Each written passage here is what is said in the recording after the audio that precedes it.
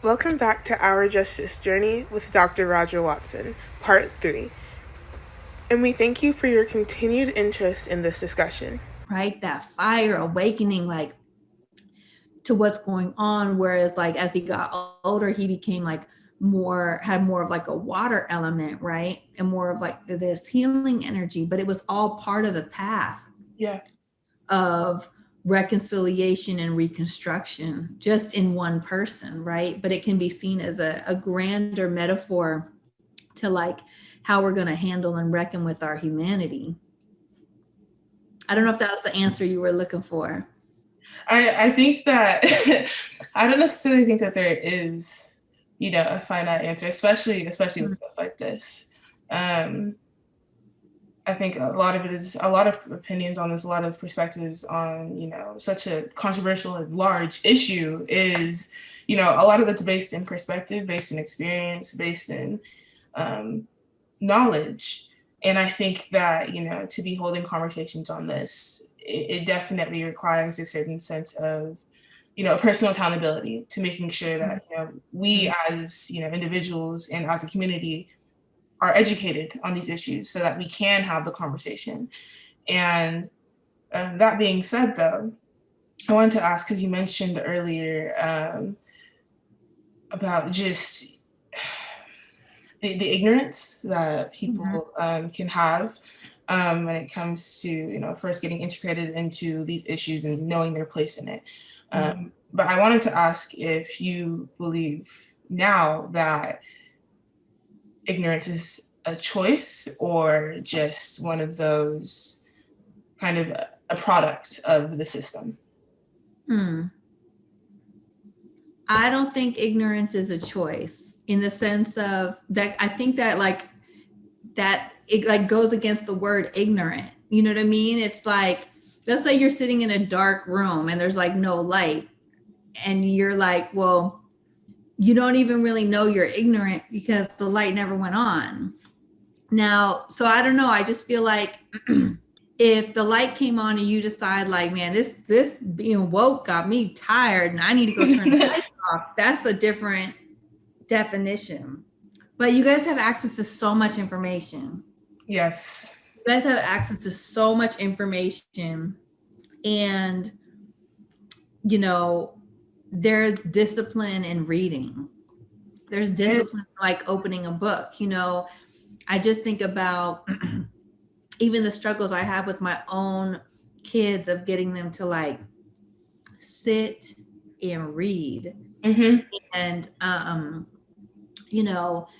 that is an important craft. Now, at the same time, it's important to know how to, use the internet and get facts. And like y'all's access to information is extraordinary.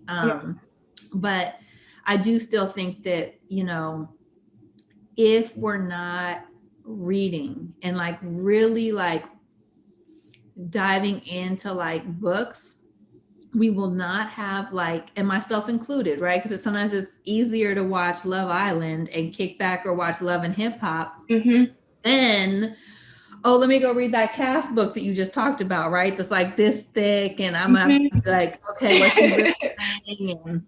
And, but again, I would go back to like the balance of it and striving every day to let the like light of wisdom into your life. And the light of wisdom, you can I used to watch Jerry Springer. Like I was like, you guys probably know I'm in a courtroom. Like I was old school, like really watched it. Like, that was like my show. And everyone would get on me. My mom would get on me and I would be like, but I'm watching people and like people are like so interesting. That's what I used to always say. And so you can learn anywhere. You can learn from Jerry Springer. You can learn from some ratchetness. Like you can learn anywhere. Yeah. But it's also asking yourself of like, am I learning and growing in wisdom? That is a different question. Because if you ask yourself, am I learning and growing in wisdom? You're like, growing up hip hop, it's good. I don't know if I'm growing in wisdom off of it. And so that's not to say to tune all those things out. Because again, it goes back to balance, but to understand like what it is that is coming into your like filter. Because that it's like a garden, right? you're watering yourself. What's you really trying to grow? Like, are you, Mm, what kind of like, you know, it might not, your plant that might not blossom for 20 years, yeah, right? From this moment. So what do you want to have come out? You want it to be a rose? You want it to be a thorn? You want it, what do you want to have come out? It's all about what we're putting inside of ourselves. definitely. You know, and I think that a lot of the time, especially people my age, we often, you know, you'll hear people talk about, you know, speak truth to power, but it's often, okay, well, let's backtrack, you know, what is the truth? And Mm, if you're not actually aware of, you know, what you're speaking on, you don't even have the level of understanding to be able to effectively share that with anyone else, you know? You're not able to build in community with anybody else because you're not able to speak from a place of, mm, I'm here for you, and this is why I want to be having this conversation, because I want to see us grow together. You know, mm, you can only speak from such a limited perspective that it is in turn just like stunts the entire movement. You know, it's counterproductive to the entire point, which is progression. So I definitely think that's important. You know, especially reading.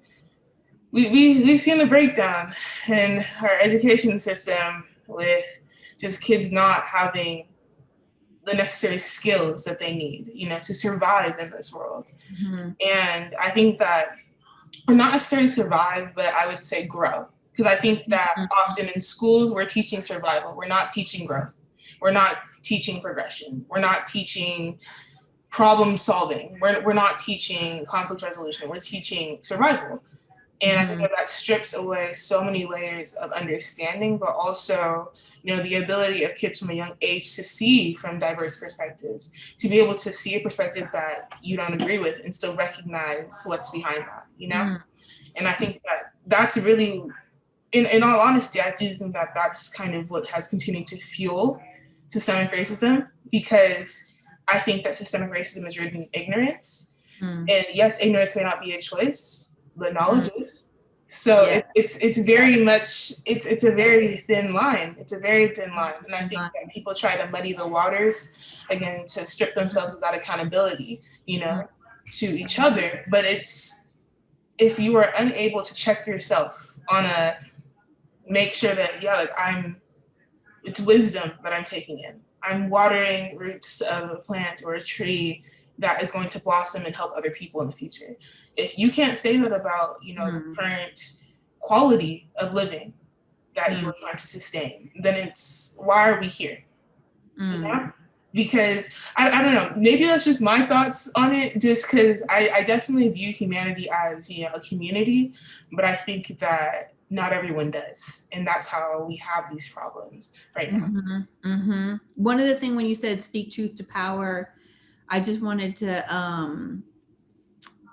you know, bring to that, because I always think of like in a pyramid, you know, what's the strongest point of that pyramid Mm, is really not the top, yeah, it's that the foundation. base, right? And so I think oftentimes part of like the Wizard of Oz illusion is Hmm. that power exists at the top. And so we But climb. but yeah, and but power has always been the base. Wherever, if the base goes, the pyramid falls. If the base goes, you know, left, then the, you Mm, know, so just, I think sometimes we think about, you know, power being outside of the youth, or power being, you know, with this minority of white people, you know what I mean? yeah, But you are the power, like literally, you know, and the more you are in tune with your truth, the yeah, more your power starts to magnify. And so, you know, oftentimes I think we search in many ways for power in so many elusive ways, right? And it's real, you know, people got bills to pay, and, you know, you're trying to get your job and you're trying to handle your business, but we also have to like watch our words, yeah, because I wouldn't say that those rich elitist white people that so often are like they have power, I wouldn't use power to describe them. I yeah, would use other words. But you being a powerful person, power is like sacred. Like a grandmother has power, a yeah, child that knows their worth has power. Yeah. People that placate with politics and pedophilia and nastiness and demonic pleasures, Yeah. that's not power. Yeah. That's the mother. And you know, That's we have wonderful. and you got to call it out, because then you don't want to be that. Like, I Exactly. don't want that. I Exactly. want this. I want, you know, Marcus Garvey power. I Mm. want Assata Shakur, Nikki Giovanni power. Yeah. You know what I mean? And so I think that those words and those echoes and the ways we are like framing justice is just as important to our fight, Yeah. right? So how would you then say is the best way to start on a grassroots level, for, you know, youth looking to get involved, for anyone looking to, you know, become educated? Mhm. Where would you say to start? Well, I'm an advocate. Like, you just start doing, like showing up and being present. I think is one, right? So you hear about something, you're like, I don't know if I'll fit in, or I don't know if I should go, and your presence is our collective power. So Mm. there's the body decision, or I'm going to show up somewhere new or show up for something. Yeah. The second is in the like internal process of like studying, right? And then I would say the third one is to be an activator, which is, you know, with Sadiku, like Sadi, after Stephen Clark was murdered and he wanted to do something, he was like, all right, I'm going to organize a teach-in on institutionalized racism. Mm-hmm. Now, it was relatively, you know, it was one school, it wasn't a huge march, but it was like a pivot, right? Yeah. That said, we're going to use school space, and we're not going to use it as a space any longer in this moment of miseducation. We're going Yeah. to use it as a tool of re-education. Yeah. And so when I was in high school, I had these debates that I created, and the debates would be really controversial questions. And then I would sit the teachers on a panel to debate it. And then all the students would come on like a field trip into the school auditorium. Like, it was rah Berkeley High type of stuff. Yeah. I mean, so like, I had, one of the questions was, is Farrakhan a menace or a martyr? And I put all the white teachers on there to debate it. So I'm like I want everyone to see how much they don't like Black people. Yeah. Like, all the students are just like, wait, the teacher said what? Like, you know, or Yeah. we had stuff around, you know, gender and like LGBT, because it was like the 90s. People were still trying to understand like different sexualities. I was like, I'm going to put the teachers to debate it. I want to see what they have to say. Mm-hmm.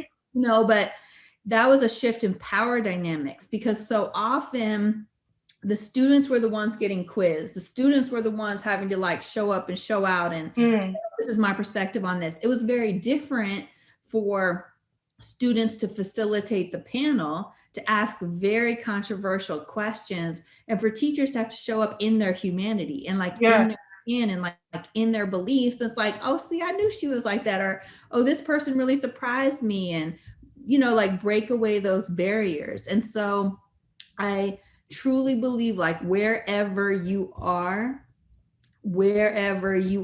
you could do something. It could be little, it could be big, but it's the action Yeah. of trying to take a vision and see it all the way through. Because what's going to happen is then, if that becomes your habit, that you can actually have a vision, then execute it, oh, your visions are going to get bigger. Your actions are going to get bolder. You know what I mean? And it becomes a new rhythm where you're like, oh, like the SAYS Summit. I'm like, oh, I'm gonna bring 1,000 kids together. People are like, huh? I'm like, yeah, they was good. But I'm like, we thank you for listening to part 3 of our Justice Journey with Dr. Vajra Watson. To further listen to this discussion, feel free to visit part 4.